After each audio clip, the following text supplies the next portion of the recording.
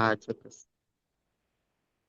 ઓમ સહનાવવતુ સહનૌ ભુનક્તુ સહ વીર્યંકરવાવહૈ તેજસ્વિનાવધીતમસ્તુ મા વિદ્વિષાવહૈ.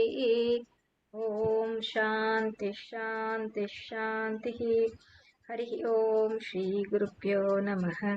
હરિ ઓમ. हिरण्मये परे कोशे विरजं ब्रह्म निष्कलं तच्छुभ्रं ज्योतिषां ज्योतिः तद्यदात्मविदो विदुः. पहला भिद्यते हृदयग्रन्थिः छिद्यन्ते सर्वसंशयाः क्षीयन्ते चास्य कर्माणि तस्मिन् दृष्टे परावरे.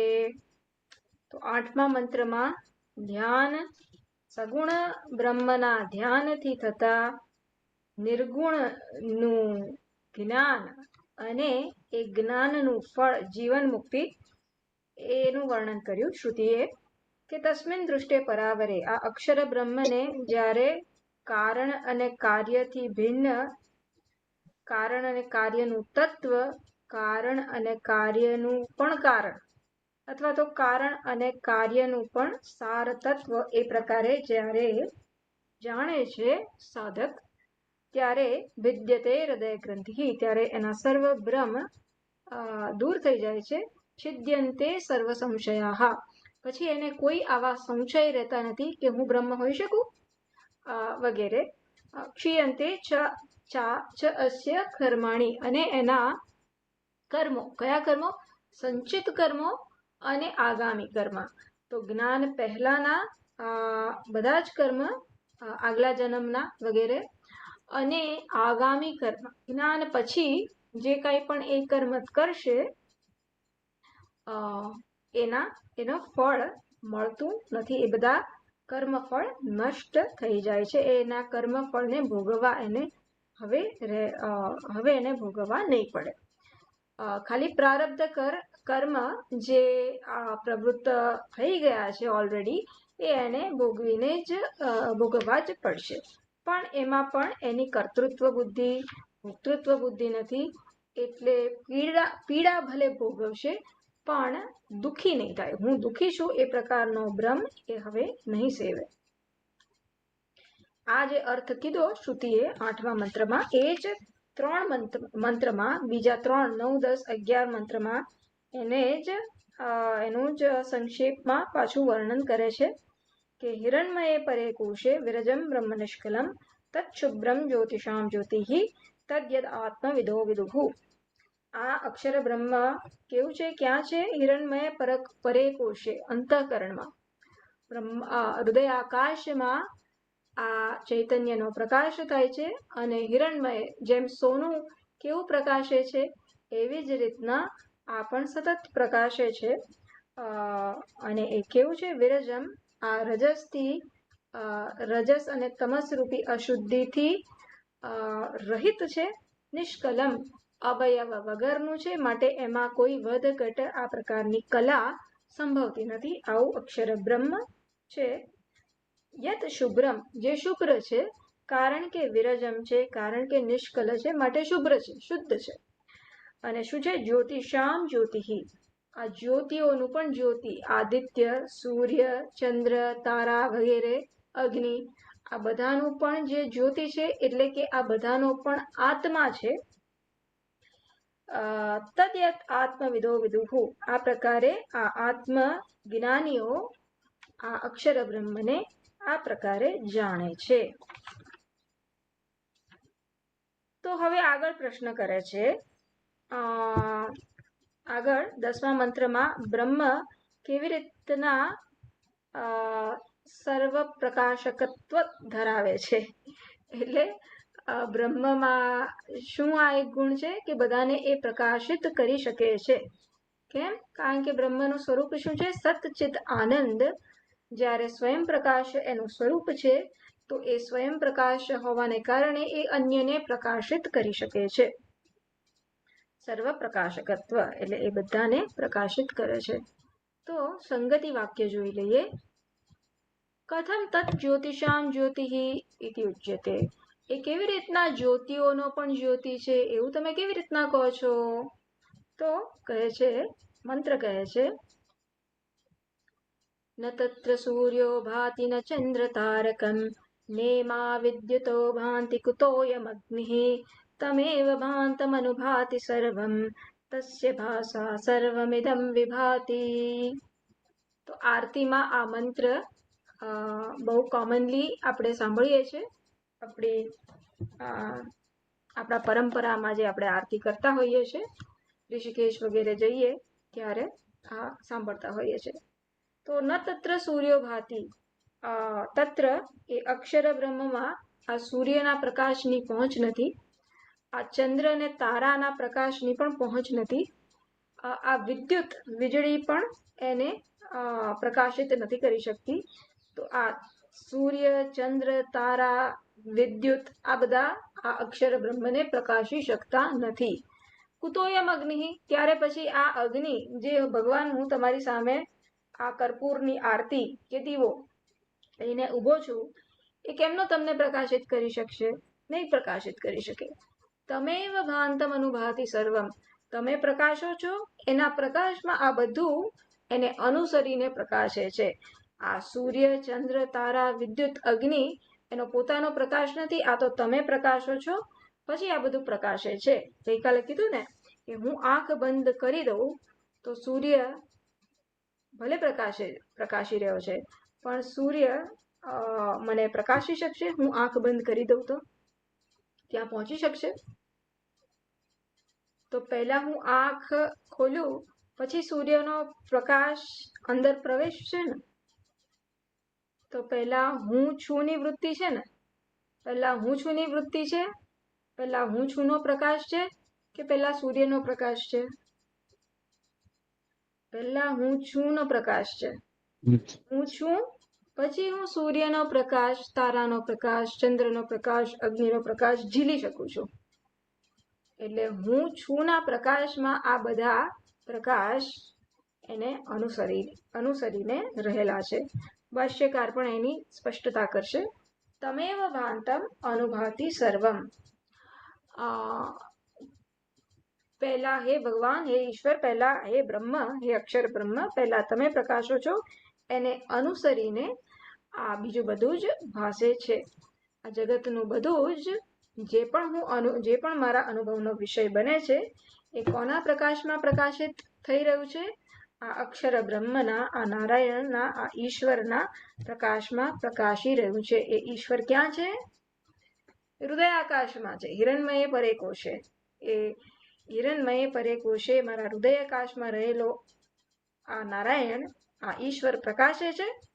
આ ચૈતન્ય આ પ્રકારે પ્રકાશે છે અને એને અનુસરીને આ બધું પ્રકાશે છે કે આ સૂર્ય છે, આ ચંદ્રમા છે, આ જે પૂનમ છે, જો પૂનમનો કેટલો સરસ પ્રકાશી રહ્યો છે આજે પૂનમનો ચંદ્રમા, કે જો આજે તો બીજનો ચંદ્ર છે, માંડ દેખાયો. આ ક્યારે પ્રકાશે છે? જ્યારે હું છું એ ચૈતન્ય પ્રકાશે છે. પછી આ પ્રકાશ કે આ સૂર્યનો પ્રકાશ, આ ચંદ્રનો પ્રકાશ, આ અગ્નિનો પ્રકાશ, એ બધું પ્રકાશિત થાય છે.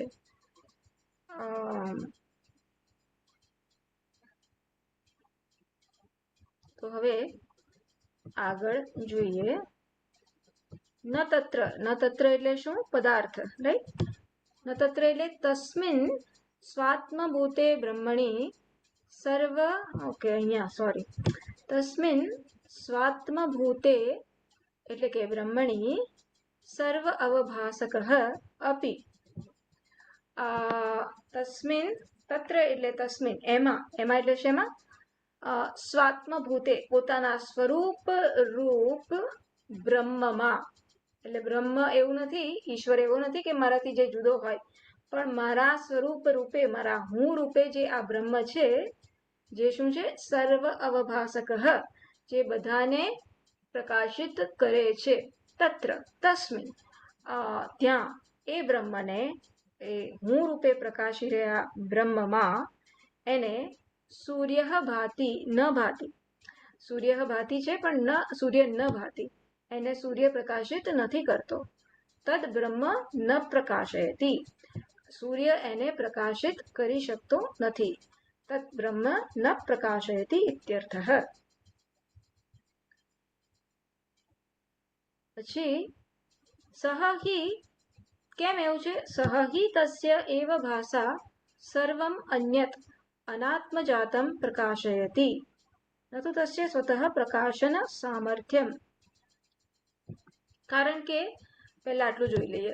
સહ એ બ્રહ્મ જ, તસ્ય એવ ભાષા એના પ્રકાશથી જ, સર્વમ અન્યત આ બ્રહ્મથી બીજું જે કાંઈ પણ છે, સર્વમ અન્યત બ્રહ્મથી અન્ય જે કાંઈ પણ છે એ શું છે? અનાત્મજાતમ. અનાત્મજાતમ અનાત્મા રૂપ જે કાંઈ પણ છે, હું સિવાયનું જે કાંઈ પણ છે એ આ બ્રહ્મથી જ, બ્રહ્મના પ્રકાશથી જ પ્રકાશે છે. સિમ્પલ ટર્મ્સમાં મને જ્ઞાન ક્યારે થાય છે? પહેલા હું સુષુપ્તિમાંથી ઉઠું છું, પછી હું છું ની વૃત્તિ જન્મે છે. પછી આ છે ક્યારે જન્મે છે? આ છે એ ક્યારે ખબર પડે છે? હું છું એવી ખબર પડે પછી મને આ છે એવી ખબર પડે છે. સુષુપ્તિમાં હું છું ની વૃત્તિ જન્મતી નથી, તો આ છે ની વૃત્તિ પણ જન્મે છે? નથી જન્મતી. સુષુપ્તિમાં આ છે એ પણ નથી ખબર પડતી અને હું છું એ પણ નથી ખબર પડતી. આ છે એટલે શું? આ છે, આ શું છે? એક્સરસાઇઝ કરવી પડશે તો મને ખબર પડશે તમને લોકોને ખબર પડશે કે નહીં. ક્યાં છે કિરણબેન મારા? હા. આ છે ક્યારે ખબર? આ શું છે? પહેલું તો ઘડો છે. હાથમાં ઘડો છે. ક્યારે ખબર પડી? આ ઘડો છે ક્યારે ખબર પડે? હું છું પહેલા હું સુષુપ્તિમાં આ ઘડો હતો તો મને ખબર પડે છે કે આ ઘડો છે? નથી. સુષુપ્તિમાં તો મારું મન જોડે જ તાદાત્મ્ય નથી, એટલે સુષુપ્તિમાં મને કશી જ ખબર નથી પડતી. સુષુપ્તિમાંથી ઉઠ્યો પછી મારું પહેલું શું છે? હું છું. પહેલી વૃત્તિ શું છે? હું છું. ઓકે, હવે મને તરસ લાગી, આજકાલ ગરમી બહુ છે, તરસ લાગી એટલે મેં આ ઘડામાં મેં પાણી ભરેલું હતું, તરસ લાગી, લાવો ક્યાં ગયું પાણી પીવું છે? આ ઘડો છે, લાવો ઠંડુ પાણી પીવું છે. તો આ ઘડો છે એની વૃત્તિ ક્યારે જન્મી? પહેલા તો હું છું, પછી હા આ ઘડો છે. તો આ છે એની વૃત્તિ ક્યારે જન્મે? હું છું ની વૃત્તિ ઉપર. એટલે આ છે એ હું છું ઉપર અધ્યારોપિત છે. અઘરું કામ છે, જરાક ટ્રાય કરું છું હું. ભગવદ્ ગીતાનું લેક્ચર અત્યારે જો કોઈ સાંભળતું હોય તો અત્યારે આ જ ચાલે છે. 9મો ચેપ્ટર ભગવદ્ ગીતા ક્યાં ગઈ? નચ મત્સ્થાની ભૂતાની. જુઓ આ બધું મારામાં છે અને છતાં એ બધું મારામાં નથી. મારો ઐશ્વર્ય તો જો, હે પાર્થ પશ્ય મમ ઐશ્વર્યમ, તું મારું ઐશ્વર્ય જો. પહેલા ભગવાન કહે છે કે આ બધું મારામાં છે અને પછી તરત કહે છે કે આ બધું મારામાં નથી. તો બધું મારામાં અધ્યસ્ત છે, અધ્યારોપિત છે અને આધાર રૂપે ધારે કે જો બધું મારામાં છે, તો આ પ્રકારે મારામાં છે કે આ ઘડો કેવી રીતના મારા હાથ પર છે એવી રીતના છે, ક્યાંક છે આવી રીતના સંપર્ક છે, તો કે ના એ મારામાં નથી એ પ્રકારે. તો આ પ્રકારે આધાર આધેયનો સંપર્કની રીતના નથી, એટલે મારામાં છે પણ ખરા, અધ્યારોપિત છે મારામાં, વાસ્તવમાં મારામાં નથી. આ પ્રકારનું કંઈક આપણે અહીંયા સમજવાનું છે. સહહિ તસ્ય એવ ભાષા સર્વમ અન્યત અનાત્મજાતમ પ્રકાશયતિ. તો સહહિ તસ્ય ભાષા, ચલો મેં ઇંગ્લિશમાં શું લખ્યું છે ઇંગ્લિશમાં જોઈએ, કંઈક વધારે સમજ પડે તો. તો પ્રશ્ન છે કે આ સૂર્ય આ આત્માને અથવા તો બ્રહ્મને પ્રકાશી નથી શકતું, એટલે શું? કે only by the light of Brahman, sun can illumine everything other than itself. Sun doesn't have inherent capacity to illumine. Sun also gains this capacity to illumine from Brahman. Okay. કઈ વધાર નથી. સહ હિ તસ્ય એવ એટલે સ્વપ્રકાશ આપણે કોને કહીએ છીએ? સ્વપ્રકાશની ડેફિનેશન જોઈ લઈએ. જે પોતે જેને કશાકના પ્રકાશની જરૂર નથી અને જેને અન્યના પ્રકાશની જરૂર નથી એ સ્વપ્રકાશ છે, અને જે અન્યને પ્રકાશે છે એ સ્વપ્રકાશ છે. તો આ અગ્નિ તો કેવો છે? અગ્નિ, સૂર્ય વગેરે એ જો હું ના પ્રકાશું તો અગ્નિ મને પ્રકાશ નથી આપી શકતું. તો જેને બ્લાઇન્ડ પીપલ હોય, તો જો આ સૂર્ય અને ચંદ્ર અને વીજળી બધાને જ પ્રકાશિત કરી શકતું હોય, આત્માને પ્રકાશિત કરી શકતું હોય, બ્રહ્મને પ્રકાશિત કરી શકતું હોય, તો જે અંધ જન હોય એને પણ પ્રકાશિત કરી શકતું હોવું જોઈએ, પણ એવું થતું નથી. એટલે હું પ્રકાશે પછી હું પ્રકાશું તો આ સૂર્ય વગેરે એ બધું પ્રકાશિત થઈ શકે. ટૂંકમાં તાત્પર્ય શ્રુતિનો એવો છે કે બ્રહ્મના પ્રકાશમાં અસ્થિ ભાતિ પ્રિય. બ્રહ્મનો પ્રકાશ શું છે? અસ્થિ ભાતિ પ્રિય, રાઈટ? એના સિવાય બીજું કશું છે નહીં બ્રહ્મમાં કે આત્મામાં. હવાપણું, ભાસવાપણું, અહીંયા પ્રકાશની વાત છે તો ભાસવાપણું, બ્રહ્મનું હવાપણું અને ભાસવાપણું એ બે અલગ કિસ્સા નથી. આ ઘડો છે એ કેમની ખબર પડી? કારણ કે ભાસે છે. આ ભાસે છે એ કેમની ખબર પડી? કારણ કે છે. તો સત અને ચિત્તને તમે એટલું સેપરેટ નહીં કરી શકો. જે વસ્તુ છે એ કેવી રીતના ખબર પડશે? કારણ કે ભાસે છે. એ વસ્તુ ભાસે છે કારણ કે છે. તો અસ્તિત્વ અને ભાસવાપણું, અસ્તિત્વ અને પ્રકાશત્વ, એને તમે સેપરેટ નહીં કરી શકો. બટ સહ હિ તસ્ય એવ ભાષા સર્વમ અન્યત અનાત્મજાતમ પ્રકાશયતિ. તો આ બ્રહ્મ શું છે? આત્મજાતમ. બ્રહ્મ શું છે? આત્મ સ્વરૂપ છે. એના પ્રકાશથી જ એના સિવાયનું બધું જ અનાત્મજાતમ, જે હું સિવાયનું જે છે એ બધું પ્રકાશી રહ્યું છે. નતુ તસ્ય સ્વતઃ પ્રકાશન સામર્થ્યમ. કારણ કે સૂર્ય વગેરે આ અનાત્મ તત્વમાં, સૂર્ય, વીજળી, તારા, ચંદ્ર, અગ્નિ વગેરેમાં એનું પોતાનું સામર્થ્ય નથી. પ્રકાશવું એનું પોતાનું સામર્થ્ય નથી. હા, એટલે આ બધું બહુ રિલેટિવ ટર્મ થશે. કેમ? કારણ કે આપણા માટે તો સૂર્ય હંમેશા કેવો છે? પ્રકાશ આપનારો છે. પણ આપણે વિચારીએ કે એક દિવસ એવો હતો ને કે સૂર્યનો પણ જન્મ થયો ને એવું આપણને ખબર છે કે ભાઈ આ સૂર્યનો જન્મ થયો. હજુ તો સૂર્ય કેવો છે? યંગ છે.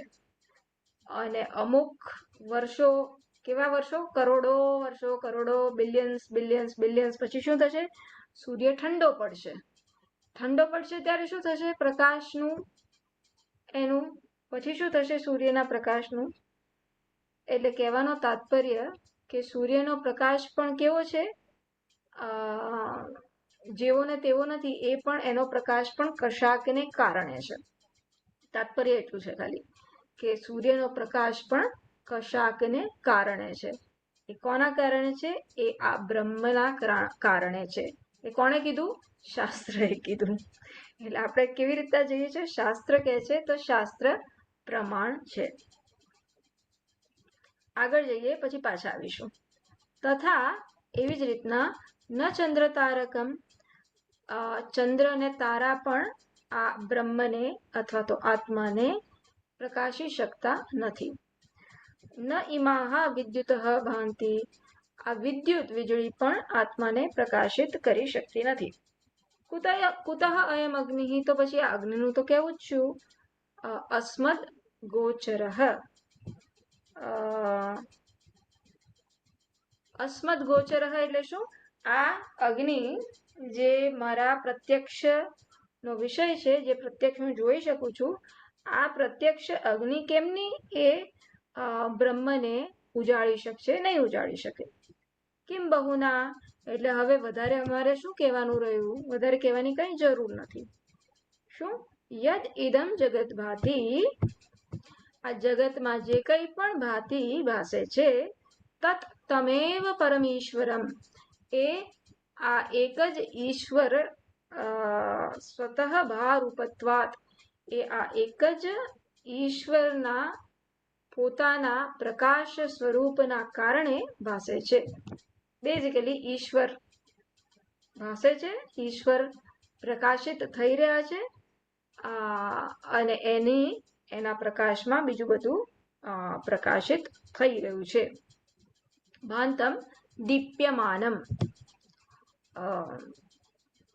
પ્રકાશ બધું પ્રકાશિત થઈ રહ્યું છે. અનુભાતિ અનુદીપ્યતે, એને અનુસરીને પ્રકાશે છે. યથા એક્ઝામ્પલ આપે છે. યથા જલોલ્મુકમ, યથા જલ ઉલ્મુક આદિ વા અગ્નિ સંયોગાત અગ્નિમ દહંતમ અનુદહતી ન સ્વતઃ તદ્વત. આટલું જોઈ લઈએ પહેલા. આ ઉલ્મુક જોઈ લઈએ પહેલા. તો જળ એટલે તો શું? જળ એટલે પાણી. આ ઉલ્મુક એટલે શું? ઉલ્મુક એટલે આ કોલસો હોવો જોઈએ, કારણ કે મેં અહીંયા કોલ લખ્યું છે. તો સ્વામીજીએ પણ લખેલું જ હશે ને અહીંયા, અંગારા. હા, કોલસો, અંગારા. ઉલ્મુક એટલે અંગારા. તો જે પ્રકારે અગ્નિનો સંપર્ક જળ અને કોલસા વગેરે જોડે થાય, हिंदी में वांची लो, जिस प्रकार अग्नि के संयोग से जल और उल्मुख आदि अग्नि के प्रज्वलित होने पर उसके कारण जलाने लगते हैं. આપણને શું થાય કે પાણી, ગરમ પાણીમાં આપણે ગરમ પાણીને અડકીએ તો આપણે પાણી એ દજાડ્યું, ચાએ દજાઈ, ગરમ ચા પીધી અને મારી જીભ શું થઈ? તો ચાએ દજાડી કે ચામાં રહેલું અગ્નિ તત્વ એ દજાડ્યું? એ કહેવાનો પ્રયોજન છે અહીંયા કે એ અગ્નિને અનુસરીને એ ચાએ દજાડી, અગ્નિને અનુસરીને જળે દજાડી. તો જળમાં આ દજાડવા પણ ક્યાંથી આવ્યું? એનો સ્વભાવ હતો, અગ્નિનો હતો. તો અગ્નિ પહેલા દાજે છે એટલે દજાડે છે, અથવા તો ઉષ્ણ છે. અગ્નિ દજાડતી નથી, અગ્નિ તો ઉષ્ણ છે, અને એને અનુસરીને આ ચા કે પાણી વગેરે ઉષ્ણ ગરમ આપણને ભાસે છે. બસ એવી જ રીતના આ સૂર્ય,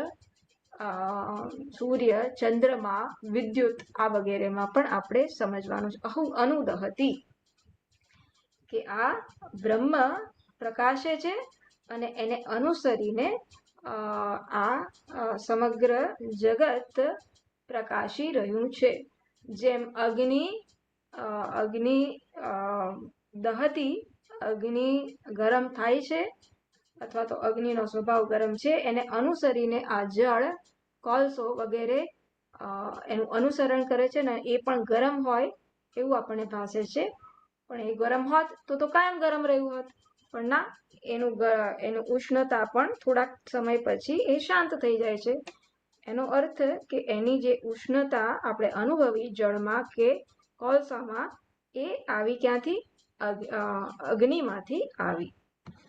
સ્વતઃ ન સ્વતઃ, જળ પોતે આ પ્રકારે ઉષ્ણ નથી, ઉલ્મુક પોતે, કોલસો પોતે પણ આ પ્રકારે ઉષ્ણતા ધરાવતું નથી.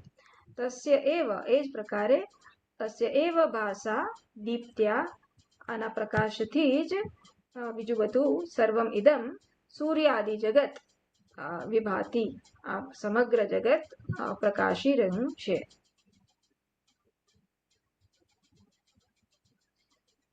એ કેવી રીતના સમજવાનું? શ્રુતિ માતાએ કીધું છે એટલે. એ આપણે જોવા ગયા છે? નથી ગયા.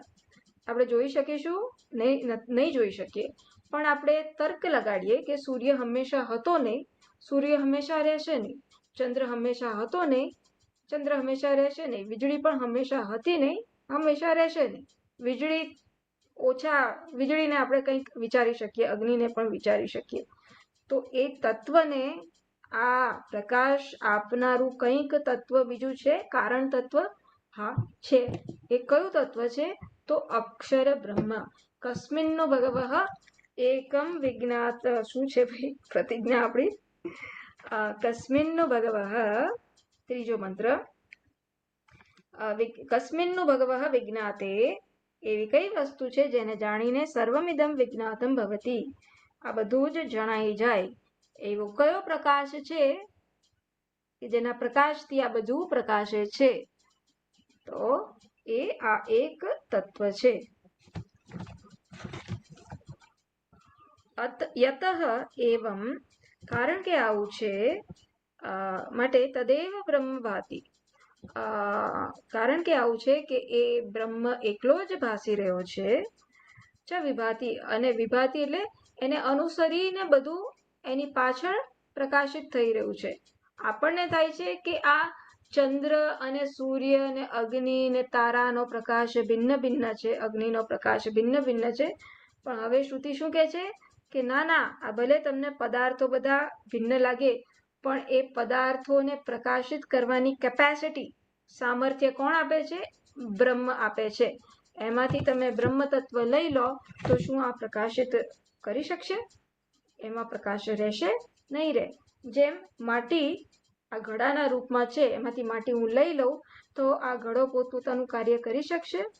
નહીં કરી શકે. એવી જ રીતના કોઈ પણ પદાર્થ એનું ફંક્શન ક્યારે કરી શકે છે? જ્યારે આ બ્રહ્મ તત્વ અસ્થિ ભાતિ, આ અસ્તિત્વ અને ભાસવાપણું, બ્રહ્મ શું છે? સ્વરૂપતયા અસ્તિત્વ ધરાવનારું અને ભાસવાપણું. આ અસ્તિત્વ, અસ્થિ અને ભાતિ હોય ત્યારે કશી પણ વસ્તુ પહેલી તો હોય અને પછી એની પ્રવૃત્તિ કરી શકે. બહુ ગુજરો ઉભો કર્યો. આપણે એવું હશે તો સ્વામીજીનું વાક્ય થોડાક વાંચી લઈશું તો થોડુંક ક્લારિટી વધારે આવે. સ્વામીજીએ કઈ રીતના સમજાવ્યું છે એને જોઈ લઈશું. યતઃ એવમ તદેવ બ્રહ્મ ભાતિ, કારણ કે આવું છે કે બ્રહ્મ એકલું જ ભાસે છે અને એને અનુસરીને બધું ભાસે છે. એટલે કારણ ભાસે છે, પછી એને અનુસરીને કાર્ય ભાસે છે. રાઈટ? કારણ માટી ભાસે છે, પછી એને અનુસરીને આ ઘડો આ રીતના ભાસે છે.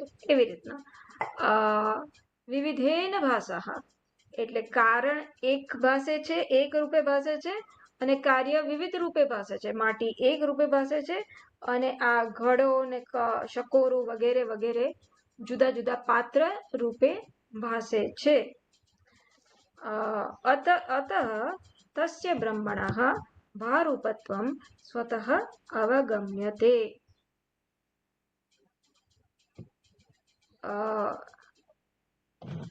અતઃ એટલે આ બ્રહ્મનું ભારૂપત્વમ, એટલે આ બ્રહ્મનું સ્વયં પ્રકાશ હોવું, સ્વતઃ ભારૂપત્વમ, એટલે આ બ્રહ્મનું સ્વયં પ્રકાશ હોવું સમજી શકાય એમ છે, એ એવિડન્ટ છે. અવગમ્યતે એવું આપણે જાણી શકીએ, આ પ્રકારે એને જાણી શકીએ. છેલ્લું વાક્ય છે નહીં સ્વતઃ અવિદ્યમાનમ ભાસનમ અન્યસ્ય કર્તુમ શક્નોતિ. અવિદ્યમાન પદાર્થ હોય એ અન્ય વસ્તુને અથવા અવિદ્યમાનમ ભાસનમ, જેનો સ્વયં પ્રકાશ જે વસ્તુ ના હોય એ અન્યને પ્રકાશિત કરી શકે નહીં. અવિદ્યમાનમ સ્વતઃ અવિદ્યમાનમ ભાસનમ અન્યસ્ય કર્તુમ ન શક્નોતિ. બરાબર? એટલે જે સ્વપ્રકાશ ના હોય એ અન્યને પ્રકાશિત કરી શકે નહીં. કેવી રીતના? ઘટાદીનામ અન્ય અવભાસકત્વમ અદર્શનાત. આ ઘડો બીજા કશાને પ્રકાશિત કરી શકે? ના કરી શકે. ઘડામાં એ કેપેસિટી નથી. કેમ? ઘડો પોતે સ્વયં પ્રકાશ નથી. ઘડાને પ્રકાશવા મારે બીજો દીવો જોઈએ કે લાઈટ જોઈએ, તો ઘડો સ્વયં પ્રકાશ નથી, માટે આ ઘડો બીજાને પ્રકાશિત કરી શકે નહીં. એટલે અહીં એ જ કહેવા માંગે છે કે ખરેખર તો આ સૂર્ય, ચંદ્ર વગેરે જણાય ભલે એવો કે એ સ્વયં પ્રકાશ છે, પણ સૂર્ય, ચંદ્ર, અગ્નિ પણ સ્વયં પ્રકાશ નથી. એ લોકોનો પ્રકાશ પણ કશાક બીજાને આધારે છે. એ બીજું શું છે? એ બીજું બ્રહ્મ છે, નારાયણ છે, ઈશ્વર છે, આત્મા છે. એ શ્રુતિ માતા અહીં કહે છે. ઘટ આદિનામ અન્ય અવભાસકત્વમ અદર્શનાત ભારૂપાણામ ચ આદિત્યાદિનામ તદ દર્શનાત. અને એ જ પ્રકારે આ સૂર્ય વગેરેમાં પણ આપણે સમજવું જોઈએ કે જેમ આ ઘડો બીજા અન્ય પદાર્થ કે તત્વોને નથી પ્રકાશિત કરી શકતું, એ જ રીતના આ આદિત્ય વગેરે એ ઘડાને પ્રકાશિત કરી શકે, પણ આદિત્યનું પણ જે કારણ છે, આદિત્યનું કારણ શું છે? બ્રહ્મ છે, એને ના પ્રકાશિત કરી શકે.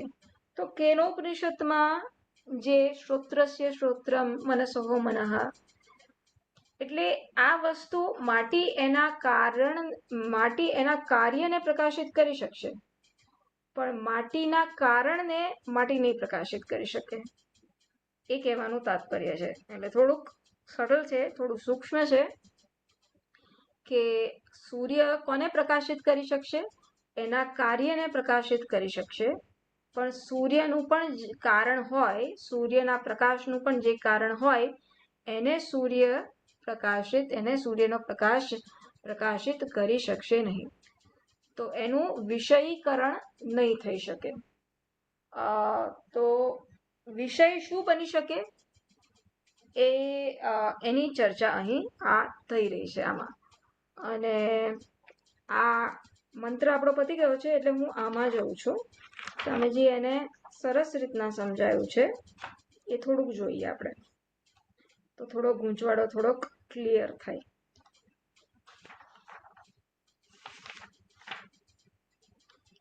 ખોલવું હોય તો ખોલી શકો છો. પેજ નંબર સ્વામીજીની પુસ્તકમાં 236. ઉપાદાન કારણ કાર્યનો આત્મા છે. કામિનીબેન, તમે વિડીયો ઓન રાખજો.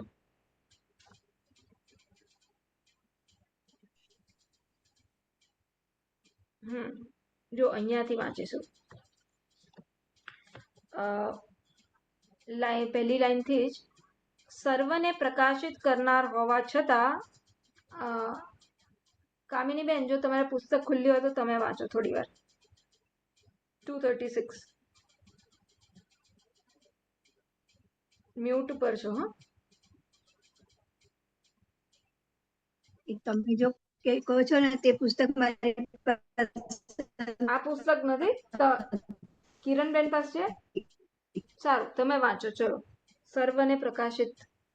અનમ્યુટ કરજો.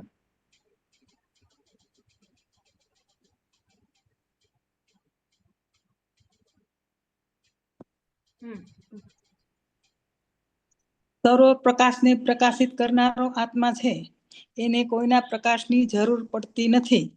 આ સમગ્ર જગત પ્રકાશે છે, તે તેવા પ્રકાશ પરમેશ્વરના પ્રકાશિત થવાને અનુસરીને પ્રકાશે છે. પણ આપણે જ્યારે વ્યવહારમાં કહીએ છીએ કે રામ જાય છે, ત્યાંથી નહીં 236 સર્વ. ઓકે, હા. સર્વ પ્રકાશિત કરનારા હોવા છતાં પણ સૂર્ય તે આત્મ સ્વરૂપ બ્રહ્મમાં પ્રકાશતો નથી. સૂર્ય સમગ્ર જગતને પ્રકાશિત કરે છે, પણ બ્રહ્મને તે પ્રકાશિત કરી શકતો નથી. કેમ એવું છે? કારણ કે સૂર્ય પોતે જ તે બ્રહ્મના પ્રકાશથી પ્રકાશિત થઈને અન્ય સર્વને પ્રકાશિત કરે છે. પ્રકાશિત કરવાનું સામર્થ્ય સૂર્યનું પોતાનું સ્વતંત્ર નથી. પાણીનું મોજું પાણીને ન ભીંજી શકે, તલવાર લોખંડને ન કાપી શકે, હૂંક મારવાથી વાયુ ન ઉડી શકે, તેમ સૂર્યથી બ્રહ્મ પ્રકાશિત ન થઈ શકે. ઘડો અથડાઈને એક મિનિટ. તો અહીંયા શું કીધું? પાણીનું મોજું પાણીને ન ભીંજવી શકે. બરાબર? હા હા હા પાણીનું મોજું, મોજાનું તત્વ શું છે? પાણી. પાણી તો જળ, આ મોજાનું તત્વ પાણી છે, તો એ મોજું પાણીને ભીંજવી ના શકે. તો એવી જ રીતના આ બ્રહ્મ સૂર્યપ્રકાશ, ચંદ્રપ્રકાશ, વીજળીનો પ્રકાશ, અગ્નિનો પ્રકાશ એ બધાનો આત્મા છે, એ બધાનો કારણ છે.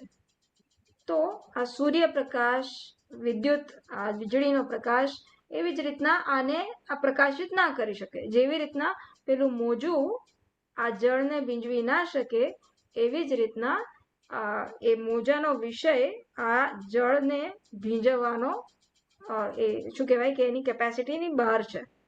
એવી જ રીતના અહીં સમજવાનું. આગળ ઘડો. ઘડો અથડાઈને બીજા ઘડાને તોડી ફોડી શકે, માટીને એ હાનિ પહોંચાડી શકે નહીં. ઓકે, ઉભા. તો આ બે ઘડા છે મારી પાસે, તો આ બે ઘડા આમ અથડાય તો આ ફૂટી શકે, પણ આ ફૂટે ત્યારે પણ એ માટીને ફોડી શકે છે? ના. તો આ જે વ્યવહાર થયો એ કયા લેવલે થયો, કયા સ્તરે થયો? કાર્યના સ્તરે થયો. માટીનું જે કાર્ય છે ત્યાં થયું. પણ આ ઘડાનું કારણ શું છે? માટી. તો આ ઘડો એના કારણ સુધી એની પહોંચ છે? ના. એના કારણને કશું પણ કરી શકે છે? નથી કરી શકતું. તો એ જ અહીં કહેવાનું તાત્પર્ય છે. આગળ.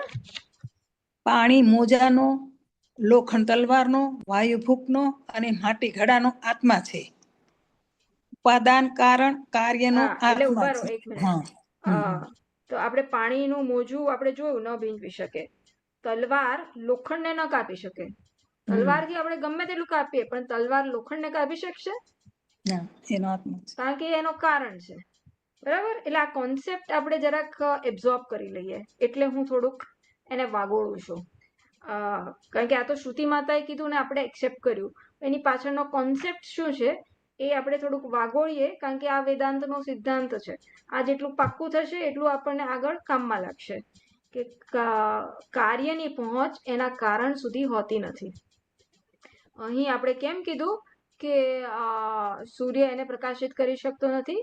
કારણ કે સૂર્ય કાર્ય છે, સૂર્યનો પ્રકાશ કાર્ય છે, અને બ્રહ્મ એનું કારણ છે, બ્રહ્મ એનો આત્મા છે.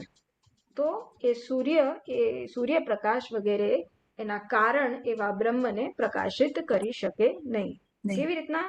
જસ્ટ આ પ્રકારે, જેમ પાણીનું મોજું પાણીને ના ભીંજવી શકે, તલવારથી આપણે બીજું બધું કાપી શકીએ પણ આ લોખંડને ના કાપી શકીએ. બીજું શું છે? ફૂંક મારવાથી વાયુ ના ઉડી શકે.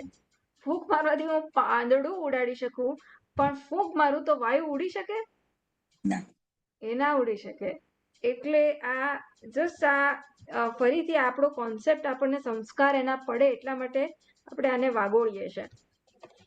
તેમ સૂર્યથી બ્રહ્મ પ્રકાશિત ન થઈ શકે. સારું, હવે ઉપાદાન કારણ. હા, ઉપાદાન કારણ કાર્યનો આત્મા છે, માટે કાર્ય કારણને કાંઈ જ કરી શકે નહીં. કાર્યનું કારણ સ્વતંત્ર અસ્તિત્વ નથી. કાર્ય જેમ કે ઘડો કારણને જેમ કે માટીને અભિમુખ થાય ત્યારે ઘડારૂપી કાર્ય રહે જ નહીં. કારણમાં એટલે એક મિનિટ, ઉપાદાન કારણ કાર્યનો આત્મા છે. ઉપાદાન કારણ એટલે અહીં આપણે શું મુંડક ઉપનિષદમાં બ્રહ્મને ઉપાદાન કારણ તરીકે દેખાડ્યું, અને બીજું એના બ્રહ્મથી સર્વ જે કંઈ પણ આ તરીકે જોઈએ છે એને કાર્ય, જગતને આપણે કાર્ય તરીકે દેખાડ્યું. તો આ ઉપાદાન કારણ કાર્યનો આત્મા છે, માટે કાર્ય કારણને કાંઈ જ કરી શકે નહીં. કાર્યનું સ્વતંત્ર અસ્તિત્વ જ નથી. આ માટી રૂપી કારણ જ આ ઘડારૂપી કાર્ય તરીકે અભિવ્યક્ત થઈ રહ્યું છે. ઘડો રૂપી સેપરેટ એન્ટિટી છે? આમાંથી હું માટી લઈ લઉં તો શું બચશે? કશું નહીં, માટી જ છે. બરાબર?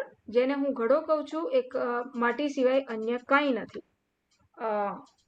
એ પ્રકારે જેને હું સૂર્ય કહું છું એ હકીકતમાં એ બ્રહ્મનું જ આ પ્રકારની અભિવ્યક્તિ છે. બ્રહ્મનો આત્મા છે એટલે શું? બ્રહ્મની આ પ્રકારની અભિવ્યક્તિ છે. પૂર્ણ અભિવ્યક્તિ નથી, પણ એ બ્રહ્મ ના હોય તો આ પ્રકારની અભિવ્યક્તિ ના થઈ શકે. માટે બ્રહ્મની જ આ પ્રકારની અભિવ્યક્તિને આપણે સૂર્ય કહીએ છીએ. હા, સૂર્યનું પ્રતિબિંબ. હા, બોલો, ક્યાં ગયા?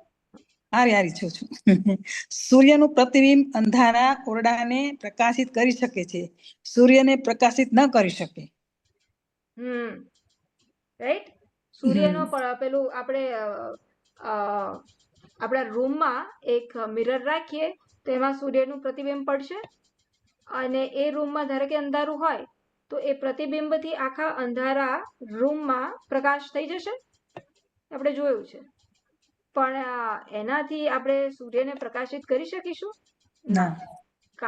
કાર્યની પહોંચ કારણ સુધી નથી. અગેન પ્રિન્સિપલ એ જ.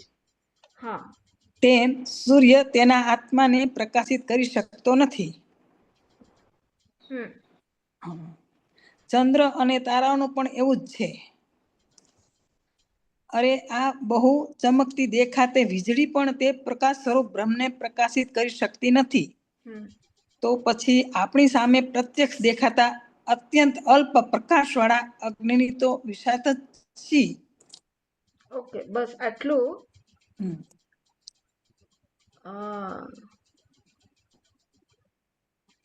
ઓકે, હવે સર્વ પ્રકાશને છે ને એટલો ભાગ આપણે વાંચી જઈએ. 237 માં તમે પહેલા જ્યારથી વાંચવાનું ચાલુ કર્યું હતું. સર્વ પ્રકાશને પ્રકાશિત કરનારો આત્મા છે, એને કોઈના પ્રકાશની જરૂર પડતી નથી. આ સમગ્ર જગત પ્રકાશે છે તે સ્વપ્રકાશ પરમાત્માના પ્રકાશથી થવાને અનુસરીને જ પ્રકાશે છે. પણ આપણે જ્યારે વ્યવહારમાં કહીએ છીએ કે રામ જાય છે, લક્ષ્મણ તેને અનુસરીને તેની પાછળ જાય છે, ત્યારે એમાં લક્ષ્મણ ચાલે છે, ગતિ કરે છે, તે તો પોતાના પગે સ્વતંત્ર રીતે કરે છે. તે રીતે બ્રહ્મની પાછળ પ્રકાશનારા સૂર્ય ચંદ્રાદિ બ્રહ્મથી સ્વતંત્ર જાતે પ્રકાશતા હોય એવું બની શકે? ના, એવું અહીં નથી. વાંચો આગળ. વાંચો. પાણીથી કે દૂધથી આપણે દાજી જઈએ છીએ. આપણે કોણ દજાડે છે? તેમાં રહેલો અગ્નિ દજાડે છે. અંગારાથી હાથ બળે ત્યારે પણ એમાંનો અગ્નિ ખરેખર તો હાથ બાળે છે. જળ કે અંગારો સ્વતંત્ર રીતે પોતાને બાળતા નથી. તે રીતે બ્રહ્મના જ પ્રકાશથી આ સમગ્ર સૂર્યાદિ જગત પ્રકાશિત થાય છે. ઓકે, બસ સારું. હવે 238 ઉપર આવી જાઓ. એમાં ત્રીજો પેરેગ્રાફ.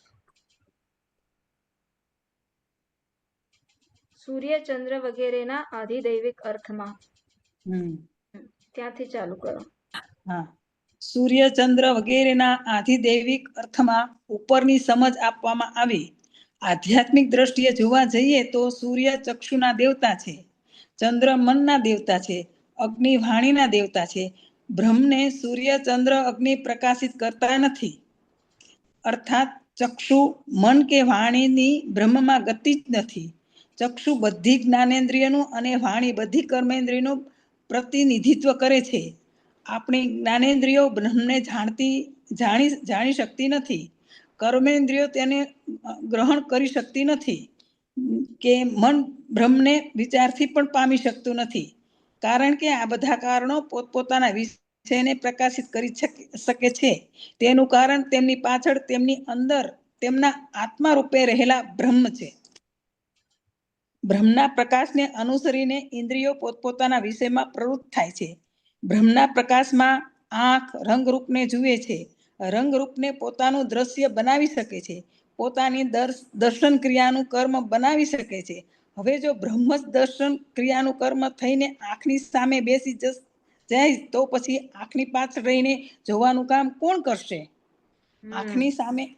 આંખની સામે બેસીને દ્રશ્ય પણ તે બને, અને આંખની પાછળ રહીને દ્રશ્ય પણ એ બને. એ સંભવિત નથી, કારણ કે કરતું કર્મ વિરોધ થશે. બસ ઉભા રહો. એટલે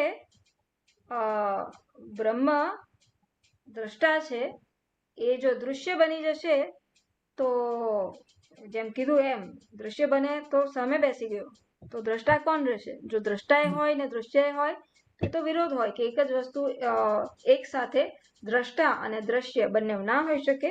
આ ન્યાયની રીતના વિરોધ થયો અને આવું સંભવિત નથી, માટે આવું પણ બની શકે નહીં. ઓકે,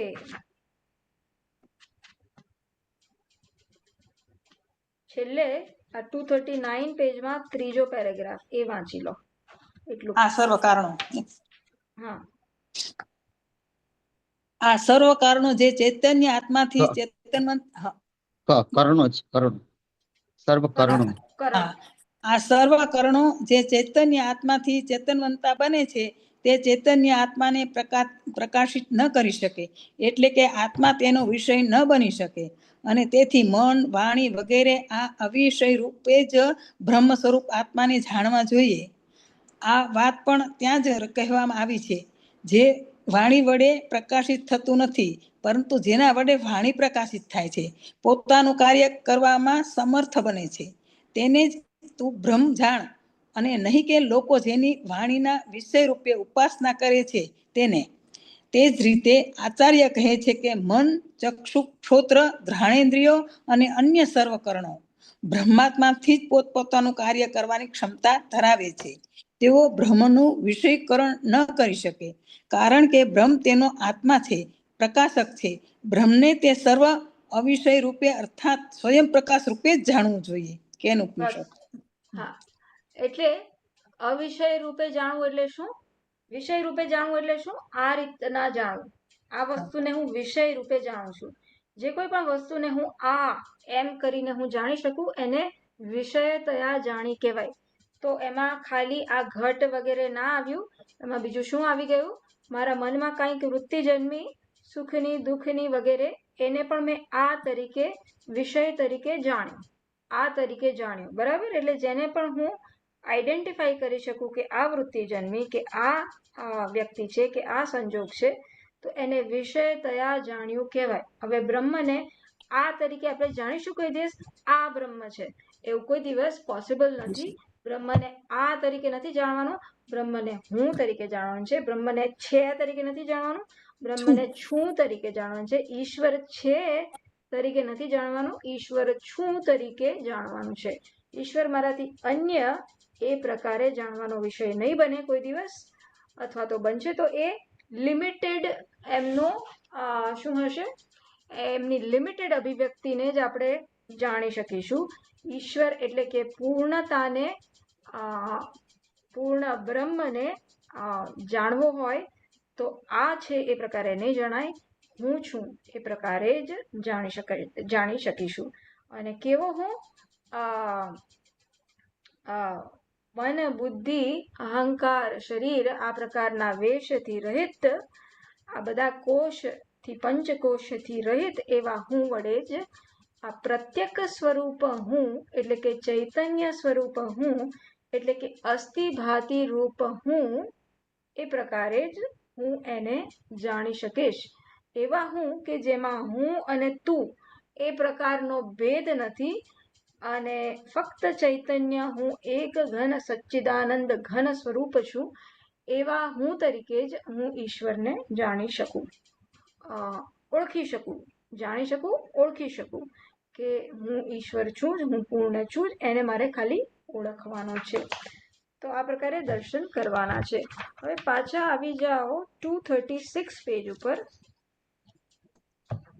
અને 236 પેજ ઉપર છેલ્લો પેરેગ્રાફ એ વાંચી જાઓ. બૃહદારણ્યક ઉપનિષદમાં યાજ્ઞવલ્ક્ય મુનિ 236. ઓકે, હા. બૃહદારણ્યક ઉપનિષદમાં યાજ્ઞવલ્ક મુનિ અને જનક રાજા વચ્ચેનો આ પ્રકાશનો સંવાદ છે. રાજા યાજ્ઞવલ્ક મુનિને પૂછે છે કે આ પુરુષ ક્યાં પ્રકાશ વાળો છે? મુનિ ઉત્તર આપે છે કે આ આદિત્ય રૂપી પ્રકાશ વાળો છે.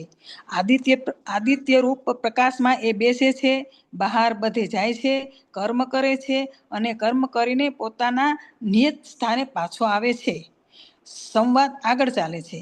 રાજા પૂછતા કહે છે કે સૂર્ય તો અસ્ત થઈ જાય છે ત્યારે પુરુષ ક્યાં જ્યોતિવાળો છે, તેનો અસ્ત થઈ જાય ત્યારે ક્યાં જ્યોતિવાળો છે, વગેરે. મુનિ ઉત્તર આપતા કહે છે કે સૂર્યનો અસ્ત થઈ જાય ત્યારે ચંદ્રરૂપી જ્યોતિવાળો તથા સૂર્ય અને ચંદ્ર બંનેનો અસ્ત થઈ જાય ત્યારે પુરુષ અગ્નિરૂપી જ્યોતિવાળો હોય છે. એ ત્રણેયનો અસ્ત થઈ જાય ત્યારે તે વાણીરૂપી જ્યોતિવાળો હોય છે. અંધારામાં જ્યાં પોતાના હાથ પણ ન દેખાતો હોય ત્યાં વાણીની મદદથી એ પોતાના વ્યવહાર કરી શકે છે. પણ જ્યારે સ્વપ્નમાં સૂર્ય, ચંદ્ર, તારા, અગ્નિ ન હોય, વાણી પણ ન હોય ત્યારે પુરુષ ક્યાં જ્યોતિવાળો છે? અને યાજ્ઞવલ્ક મુનિ કહે છે કે હે રાજા, તે સમયે પુરુષની જ્યોતિ આત્મા જ છે, કારણ કે તે આત્મા જ્યોતિથી જ બેસે છે, ચારે તરફ જાય છે, કર્મ કરે છે તથા કર્મ કરીને પોતાના નિજ સ્થાને પાછું આવે છે. બસ. તો આત્મજ્યોતિમાં બધો વ્યવહાર થાય છે. આ દર્શાવવા આ સુંદર આખો એક સંવાદ થાય છે. અને કેવી રીતના દેખાડે છે કે જો આપણે માનીએ છીએ કે સૂર્યના પ્રકાશથી બધું પ્રકાશિત થઈ રહ્યું છે, એટલે કે બધો વ્યવહાર ચાલી રહ્યો છે, પણ જો એવું જ હોત તો સૂર્ય આત્મી જાત તો બધો વ્યવહાર સ્ટોપ થઈ જવો જોઈતો હતો, બધો વ્યવહાર આગળ ચાલવો ના જોઈતો હતો, પણ તો પણ વ્યવહાર ચાલે છે. તો એ કેવી રીતના ચાલે છે? તો એ પ્રકારે કદાચ એના પ્રકાશ જુદા જુદા ચંદ્રના પ્રકાશ, અગ્નિના પ્રકાશ વગેરે વગેરે કીધું. પછી છેવટે કીધું શું કે આ તો આત્માના પ્રકાશમાં, તો આત્માના પ્રકાશમાં આ બધા જ જ્યારે આથમી જાય ત્યારે આત્માના પ્રકાશમાં વ્યવહાર થતો હોય, સ્વપ્નમાં આત્માના પ્રકાશમાં જો વ્યવહાર થતો હોય તો એનો અર્થ શું કે જ્યારે આ ચંદ્ર અને સૂર્ય અને તારા અને અગ્નિ છે ત્યારે પણ વાસ્તવમાં એવું લાગે છે કે એના પ્રકાશમાં થઈ રહ્યું છે, પણ વાસ્તવમાં કોના પ્રકાશમાં થઈ રહ્યું છે? વાસ્તવમાં આત્માના પ્રકાશમાં થઈ રહ્યું છે. એવું જ છે કે બે પ્રકાશ જાણે એક સાથે પડે છે અને આપણે અંજાઈ જઈએ છીએ, આપણને ખબર નથી કે કોના પ્રકાશમાં એકચ્યુઅલી શું પ્રકાશિત થઈ રહ્યું છે. બરાબર? એટલે આત્માનો પ્રકાશ તો સૂર્યનો પ્રકાશ છે ત્યારે પણ છે જ. આપણે એટલા બધા અંજાઈ જઈએ છીએ કે આપણને લાગે છે કે સૂર્યના પ્રકાશથી બધું પ્રકાશિત થઈ રહ્યું છે. ઈદમના પ્રકાશમાં એટલા અંજાઈ જઈએ છે કે અહમનો પ્રકાશ ઢંકાઈ જાય છે. એટલે સમજણ નથી પડતી કે અહમના પ્રકાશથી ઈદમનો પ્રકાશ પ્રકાશિત થઈ રહ્યો છે. રાઈટ? આ વસ્તુ છે, આ વસ્તુ સમજવાની છે. અને સરળ, આમ ઘણો પોપ્યુલર મંત્ર છે, પણ છતાં આને આત્મસાત કરવા માટે સિદ્ધાંત આપણા ક્લિયર હોવા જોઈએ. અને આની જોડે આપણે શું કહેવાય કે આત્માના પ્રકાશથી આ સૂર્ય, ચંદ્ર બધું પ્રકાશિત થઈ રહ્યું છે, એને જરાક વાગોળવું પડશે. તો આ પ્રકારે બ્રહ્મનું અહીં શું 10મા મંત્રમાં કીધું? બ્રહ્મનો સર્વ પ્રકાશકત્વ, બ્રહ્મ કેવી રીતના બધાને પ્રકાશિત કરે છે એમ કીધું. હવે શું આગળ કહેશે 12મા મંત્રમાં કે બ્રહ્મનું સર્વ વ્યાપકત્વ, એટલે બ્રહ્મ કેવી રીતના બધાને વ્યાપીને છે એ આગળ કહે છે. 11મો મંત્ર. હા, એટલે અમુકમાં 11 છે, અમુકમાં 12મો મંત્ર એવું છે, પણ છેલ્લો મંત્ર અધ્યાયનો છેલ્લો મંત્ર. સંગતિ પહેલા જોઈ લઈએ. યત તત જ્યોતિષામ જ્યોતિ, આ જે જ્યોતિઓનો પણ જ્યોતિ એવો બ્રહ્મ છે, તદેવ સત્યમ, જે એક જ સત્ય છે, સર્વમ તદ વિકાર, અને બીજું બધું શું છે? આ બ્રહ્મથી અન્ય એનો વિકાર છે. એટલે કે શું? વાચારંભણમ વિકારો નામધેયમ, વાક આરંભણમ એ વાણીનો ખાલી વિકાર છે. નામધેય માત્રમ, એ તો ખાલી નામ માત્ર છે. એટલે કે શું? અનૃતમ, એટલે કે મિથ્યા છે, એ સત્ય નથી, ખાલી વ્યાવહારિક સત્ય છે, પારમાર્થિક સત્ય નથી. ઇતરત ઇતિ એતમ અર્થમ વિસ્તરેણ, આ અર્થને વિસ્તારથી સમજાવવા માટે, વિસ્તરેણ હેતુતઃ, આ વિસ્તારથી સમજાવવાના હેતુ માટે, પ્રતિપાદિતમ નિગમન સ્થાનીયેન મંત્રેણ, પુનઃ ઉપસંહરતી. આ જે અનુમાન કર્યો, કયો અનુમાન કર્યો હમણાં જોઈશું. એ અનુમાનના નિગમન સ્થાનીયેન, એટલે કે અનુમાનનું જે કન્ક્લુઝન છે, અનુમાનના કન્ક્લુઝન રૂપે અનુમાનના નિગમન એટલે કે કન્ક્લુઝનના સ્થાને આ મંત્રને ઉદ્ધૃત કરે છે અને ફરીથી એનું એ પ્રિન્સિપલને, એ સિદ્ધાંતનું ઉપસંહાર કરે છે. તો અનુમાન એ પ્રમાણમાં આ પ્રકારનું પ્રતિજ્ઞા હોય કે પર્વત, આ પર્વત અગ્નિવાળો છે એવો નિશ્ચય, આવી પ્રતિજ્ઞા એ અનુમાનમાં આ પ્રકારની પ્રતિજ્ઞા હોય. બેઝિકલી તમે પર્વતને અગ્નિવાળો જોતા નથી, પણ એ પર્વત ઉપર એવું કંઈક ચિહ્ન છે જેને કારણે આવું તમે તારણ કરો છો કે આ પર્વત અગ્નિવાળો છે, કાં તો પર્વતમાં અગ્નિ છે, પર્વત ઉપર અગ્નિ છે. તો આ પ્રતિજ્ઞા થઈ, પર્વત ઉપર અગ્નિ છે. શા કારણથી કહો છો?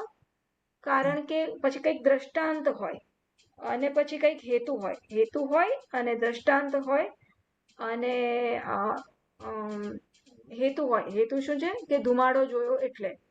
આવું જોયું ક્યાંય કે ધુમાડો હોય ત્યાં અગ્નિ હોય જ? તો એના માટે દ્રષ્ટાંત હોય, કે જેવી રીતના રસોડામાં અમે જોઈએ છે કે જ્યારે જ્યારે પણ અગ્નિ હોય ત્યારે ધુમાડો હોય, અથવા તો જ્યારે જ્યારે ધુમાડો હોય ત્યાં અગ્નિ હોય જ. તો એવી જ રીતના પ્રતિજ્ઞા, હેતુ, ચિહ્ન કાંઈક, અને ચિહ્ન એટલે વ્યાપ્તિ. ટેકનિકલ શબ્દ વાપરું છું બધા, પણ પ્રતિજ્ઞા કરી હોય આ પ્રકારની. પછી હેતુ એટલે કે વ્યાપ્તિ, એટલે કે નિયમ જે કોને કે આવું આ માણસના આ ચપ્પલ હું બહાર જોઉં છું એટલે આ વ્યક્તિ રૂમમાં હોવી જોઈએ. એ શું છે? ચપ્પલ બહાર જોયા, એ ચપ્પલ અને વ્યક્તિ સાથેનું કનેક્શન મેં હંમેશા જોયેલું છે, માટે હું આ અનુમાન કરું છું કે આ ચપ્પલ છે બહાર અને આટલા વાગેલા છે, એટલા માટે આ વ્યક્તિ અંદર હોવી જોઈએ. એ હેતુ બન્યો. દ્રષ્ટાંત કે જ્યારે જ્યારે પણ જો હું પેલા દિવસે આવ્યો હતો અને એની ચપ્પલ બહાર હતી અને મેં અંદર જઈને જોયું તો એ જ હતો, પછી બીજા પણ દિવસ એક જ દ્રષ્ટાંત ના ચાલે. એ દ્રષ્ટાંત ઘણા બધા કિસ્સામાં લાગુ પડેલું આપણે જોયું, અને એ પ્રકારે એ દ્રષ્ટાંતને આપણે આ પ્રતિજ્ઞા અને હેતુના કનેક્શનમાં આપણે લાગુ પાડી શકીએ. નિગમન સ્થાનીયેન, હવે એ જ અનુમાનનું બીજો અંશ શું છે? નિગમન. આ જોયું તો પ્રતિજ્ઞા, હેતુ અને દૃષ્ટાંત, આ ત્રણેયને આપણે એક કર્યા, એક જોયા અને સિદ્ધ થયું કે અનુમાન આપણો બરાબર છે, અનુમાનમાં કોઈ દોષ નથી, મારાથી કોઈ ભૂલ નથી થઈ, મેં જોયું નથી પ્રત્યક્ષ, પણ છતાં આ પ્રકારના અનુમાનથી હું આ તારણ ઉપર આવું છું, તો એમાં કોઈ દોષ નથી. તો નિગમન સ્થાનીય, એ કન્ક્લુઝન, હવે ફરીથી નિશ્ચય આપનારું જે આ વાક્ય છે એ નિગમન સ્થાનીય છે. તો અનુમાન રૂપી પ્રમાણમાં આ પ્રકારના અંગ હોય છે, એનું આ ભાગ નિગમન સ્થાનીય. એ પ્રકારે આ મંત્રને અહીં ઉપસંહાર રૂપે અહીં પ્રસ્તુત કરવામાં આવે છે. શું છે મંત્ર? તો બ્રહ્મૈવેદમૃતમ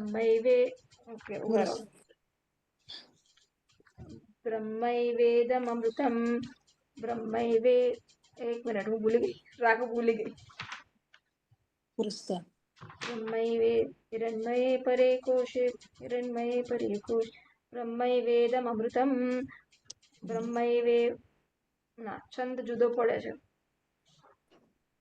બ્રહ્મૈવેદમૃતમ પુરસ્તાદ બ્રહ્મ પશ્ચાદ બ્રહ્મ દક્ષિણતશ્ચોત્તરેણ અધશ્ચોર્ધ્વં ચ પ્રસૃતં બ્રહ્મ એવ ઇદં વિશ્વમિદં વરિષ્ઠમ. હું જોઈ લઈશ, કદાચ આનો ચેન્ટિંગનો સ્ટાઇલ અલગ હશે, પણ અત્યારે આ પ્રકારે આપણે આગળ ગયા. અર્થ શું છે? બ્રહ્મ એવ ઇદમ અમૃતમ, આ બ્રહ્મ જ અમૃત અવિનાશી તત્વ છે.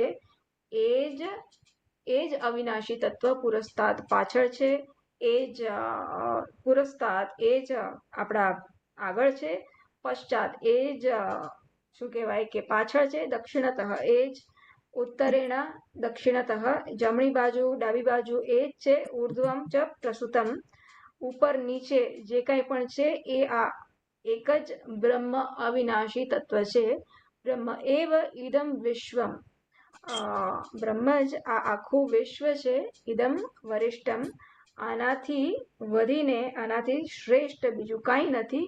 આ જ એક સર્વશ્રેષ્ઠ બ્રહ્મ આ જગત રૂપે મારી સમક્ષ છે. વોટ ઇઝ ઈશ્વર, એની આ પ્રકારની અભિવ્યક્તિ. અને જે 11મા ચેપ્ટર ભગવદ્ ગીતાના 11મા ચેપ્ટરમાં પણ આ પ્રકારનો આપણને શ્લોક મળે છે કે અર્જુન બહુ ભાવ વિભોર થઈ જાય છે અને ભગવાનને નમસ્કાર કરે છે. હે ભગવાન, હું તમને આગળથી નમસ્કાર કરું છું. એ ભગવાન, હું તમને પાછળથી વિશ્વરૂપ દર્શનમાં અર્જુન આ પ્રકારે ભગવાનને બધેથી નમસ્કાર કરે છે. અને બૃહદારણ્યક ઉપનિષદમાં પણ આ પ્રકારનો મંત્ર છે. તો શું દેખાડે છે આ મંત્ર? આ બ્રહ્મની વ્યાપકતા દેખાડે છે. વ્યાપકત્વ અથવા તો વ્યાપકતા દેખાડે છે. કેવી રીતના બ્રહ્મ સર્વત્ર રહેલું છે તે આ દેખાડી રહ્યું છે. નાનો મંત્ર છે એટલે હું ફટાફટ કરી લઉં છું. તો આપણે સોમવારે આપણે શું કહેવાય કે સમરી કરી શકીએ. તો બ્રહ્મ એવ એટલે ઉક્ત લક્ષણમ, આ જે આગળ કહ્યું એ પ્રકારનું બ્રહ્મ પદાર્થ ચાલી રહ્યો છે. ઇદમ એટલે શું? આ જે પુરસ્તાત એટલે અગ્રે, આ જે આગળ છે તે અબ્રહ્મ ઇવ, જાણે કે ઈશ્વર નથી એવું મને ભાસે છે. એ ખરેખરમાં શું છે? એ તો બ્રહ્મ છે. જેને હું અબ્રહ્મ જાણું છું, અત્યાર સુધી જેને હું અબ્રહ્મ માનતો હતો, જેને અનીશ્વર માનતો હતો, એ તો શું નીકળ્યું? ઈશ્વર નીકળ્યો. અબ્રહ્મ ઇવ અવિદ્યા દ્રષ્ટિના આમ પ્રતિ અવભાસમાનમ. તો અવિદ્યાવાળી દ્રષ્ટિ, અવિદ્યા દ્રષ્ટિથી જ્યારે હું આને જોતો હતો, બ્રહ્મની દ્રષ્ટિથી જ્યારે જોતો હતો, તો હું આને કેવી રીતના જોતો હતો? અનીશ્વર રૂપે, અબ્રહ્મ રૂપે જોતો હતો. પણ હવે આ વિદ્યા, આ વિવેક જ્યારે થયો ત્યારે હવે શું મને દેખાય છે કે જેને હું ઘડો માનતો હતો એ તો વાસ્તવમાં માટી નીકળી. એવી જ રીતના જેને હું આ જગત માનતો હતો, એ તો વ્યક્તિ માનતો હતો, સંજોગો માનતો હતો, એ તો ઈશ્વર જ આ રૂપમાં છે, બ્રહ્મ જ આ રૂપમાં છે. તો આ પ્રકારે મને ખબર પડે છે. તથા એવી જ રીતના પશ્ચાત બ્રહ્મ તથા દક્ષિણતઃ ચ તથા ઉત્તરેણ ચ તથા એવ અધસ્તાત ઊર્ધ્વમ ચ સર્વતઃ અન્યત ઇવ કાર્ય આકારેણ. એટલે બધું જ જે હું બ્રહ્મથી અન્ય તરીકે જોતો હતો, એ વાસ્તવમાં શું? બ્રહ્મનું કાર્ય રૂપે જ મને એના દર્શન થતા હતા. અને કાર્ય કારણથી ભિન્ન ના હોય આ બ્રહ્મ જ આ જગતના આ અંશ રૂપે, એટલે કે કાર્ય રૂપે આ પ્રકારે મારા સમક્ષ પ્રગટ હતું, પ્રગટ છે. અને એ ઈશ્વર જ છે, અનીશ્વર નથી. પ્રસૃતમ પ્રગતમ નામરૂપવત અવભાસમાનમ. પ્રસૃતમ એટલે શું? કે આ પ્રકારે વિસ્તરેણ, આ પ્રકારે વિસ્તાર પામેલું છે. બ્રહ્મ જ આ પ્રકારે વિસ્તાર પામેલો છે. ઈશ્વર જ આ પ્રકારે વિસ્તરેલો છે. કેવી રીતના? નામરૂપવત, નામરૂપ નું ધારણ જાણે બ્રહ્મએ ના કરેલો હોય, જાણે કે એનો વેશ ના પહેરેલો હોય, માટે જ આ નામ રૂપવત અવભાસનમ, માટે જ આ નામ અને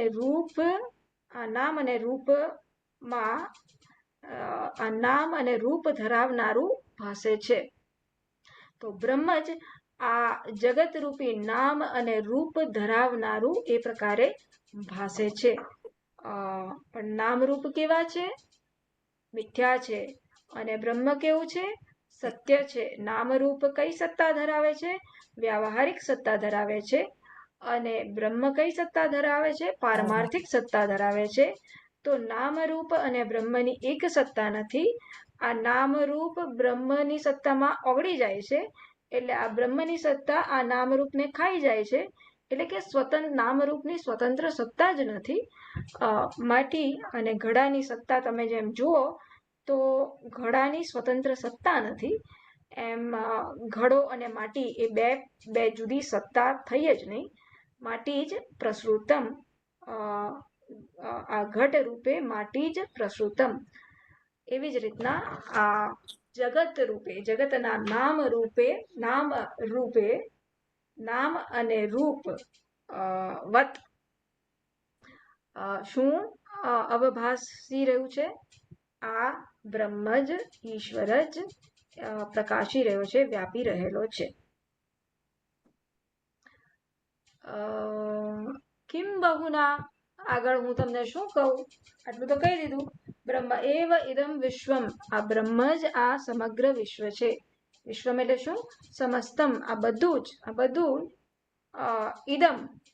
ઇદમ એટલે શું? જગત. આ બધું જ જગત, આ આખું જગત, જેને પણ હું પ્રત્યક્ષ જોઈ શકું છું અથવા તો જોવાનો જે વિષય બની શકે છે આજે અથવા તો ગમે ત્યારે, એ બધું શું છે? એ બ્રહ્મ જ છે, એ ઈશ્વર જ છે.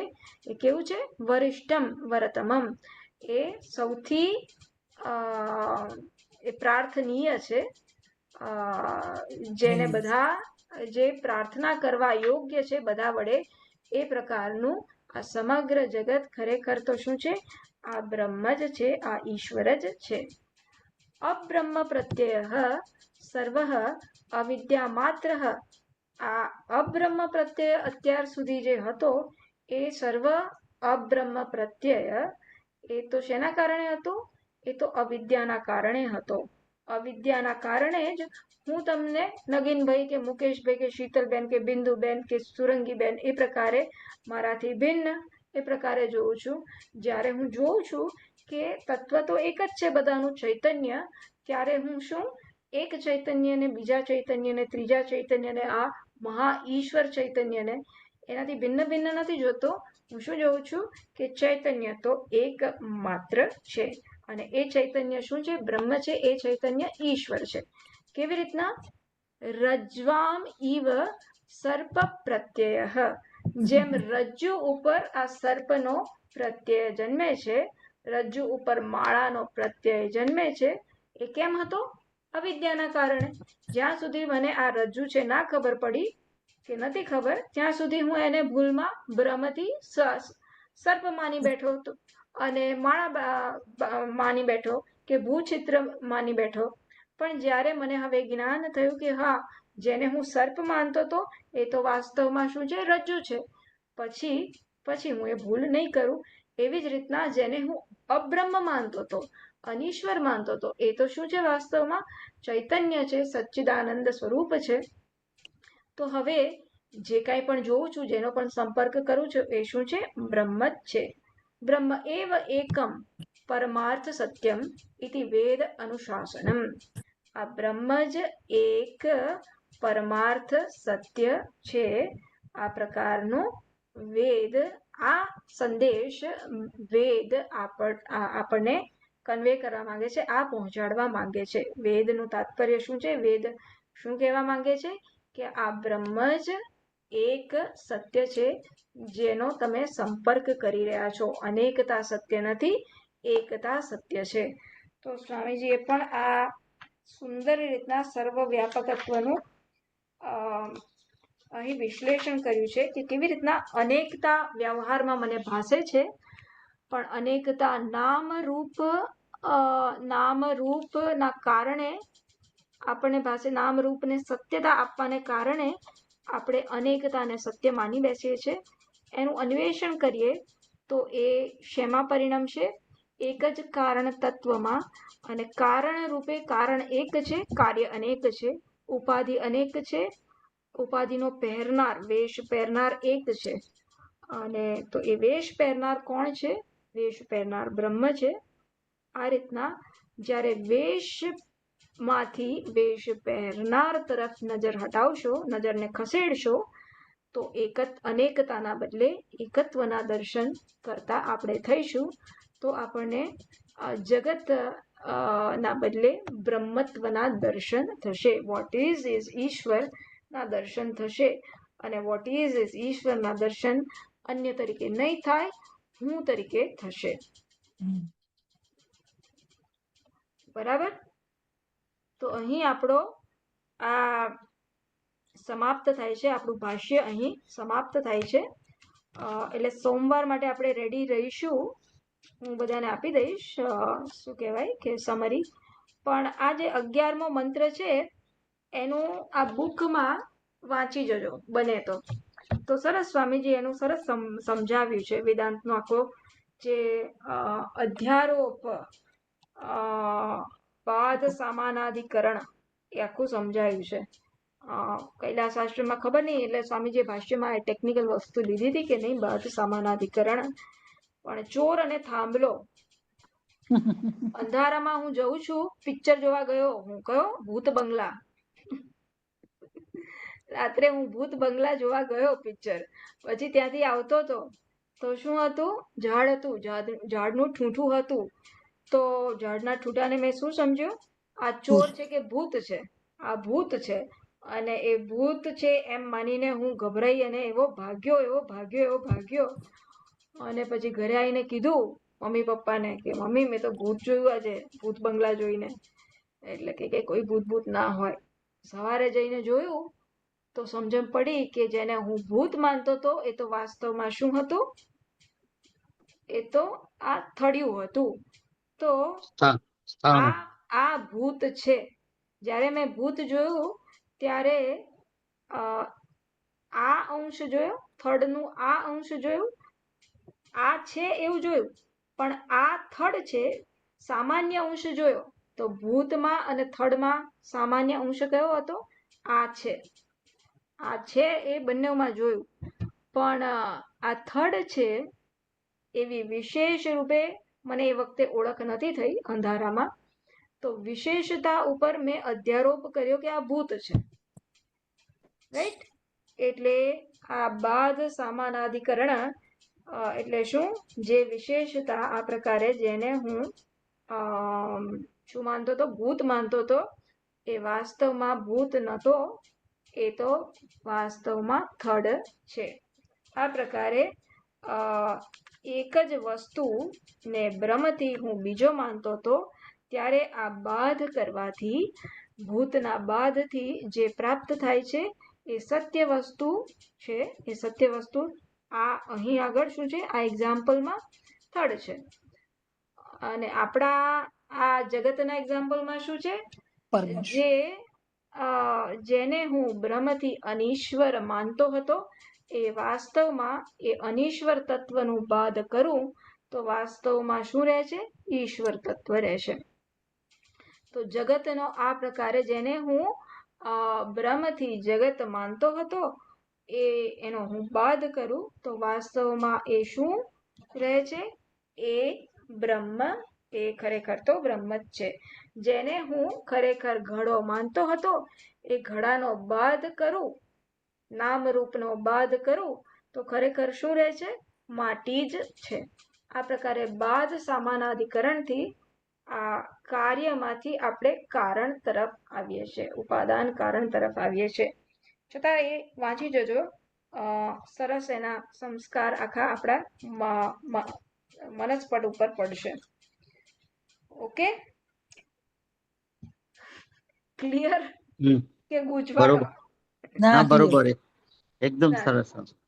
સારું, તો આપણે અહીં સમાપન કરીએ છીએ. ઓમ પૂર્ણમદઃ પૂર્ણમિદં પૂર્ણાત પૂર્ણમુદચ્યતે પૂર્ણસ્ય પૂર્ણમાદાય પૂર્ણમેવાવશિષ્યતે. ઓમ શાંતિ શાંતિ. હરિ ઓમ શ્રી ગુરુભ્યો નમઃ. હરિ ઓમ. હરિઓમ. સોમવારે બધા રેડી રહેજો. કોણ સમરી આપવાના છે?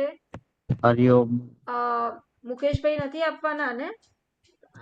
હજુ કોઈ એક આપશો મંત્ર તો હું કરી શકીશ, થોડુંક સારું. સાંભળીને કરી, લેક્ચર સાંભળીને કરી.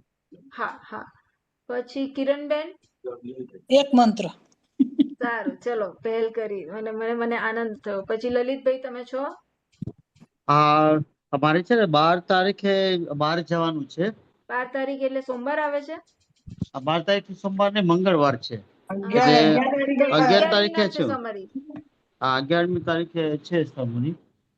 પણ આપણે એક દિવસનો જરા ઓલો ટાઈમ રાખીએ તો 2 આ તો દિવસનો. છે ને શનિ રવિ છે ને? શનિ રવિમાં અમારે એક્ઝામ ચાલુ છે કાલે એક્ઝામ જ ચાલતી હોય. ના, દર અઠવાડિયે હોય છે એટલે તો એ તો ઇમ્પોર્ટન્ટ. દર અઠવાડિયે ચાલશે તો આ તો દર વખતે ચાલશે તમારું. એના એમાં નથી હોય, એનાઉન્સ થાય એના ઉપર છે માત્ર. કાલે રાત્રે જ એનાઉન્સ થયો એટલે પછી પેન્ડિંગ હતી નહીં. રેકોર્ડિંગ બંધ કર દો ને, ના શેરિંગ બંધ કર દો. સારું, રેકોર્ડિંગ બંધ કરી દઉં. ક્યાં ગયું રેકોર્ડિંગ? તો આપણે